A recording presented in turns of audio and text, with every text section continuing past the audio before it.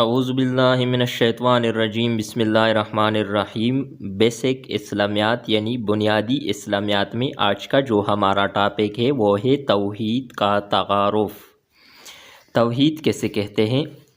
توحید کا مطلب ہے کہ اللہ تعالیٰ ایک ہے، اس کا کوئی شریک نہیں، وہ سب سے بڑا ہے۔ اللہ تعالیٰ ہمارا خالق ہے، اس نے ہمیں پیدا کیا، وہ ہمارا رب ہے۔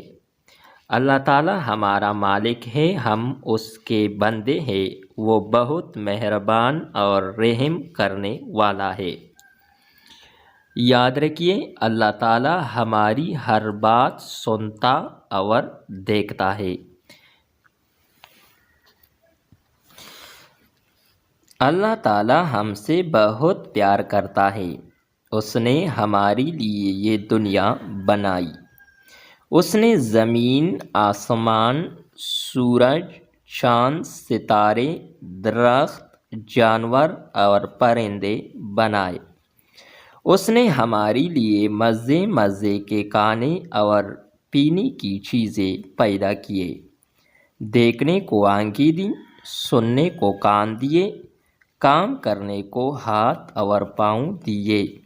یہ سب اللہ تعالیٰ کی نعمتیں ہیں، ہمیں اس کی نعمتوں کا شکر ادا کرنا چاہیے۔ اللہ تعالیٰ شکر کرنے والوں کو زیادہ نعمتیں عطا فرماتا ہے۔ ارشاد ربانی ہے،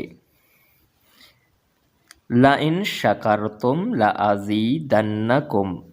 ترجمہ: اگر تم شکر کرو گے تو میں تمہیں زیادہ دوں گا۔ یہ سورہ ابراہیم کی آیت ہے۔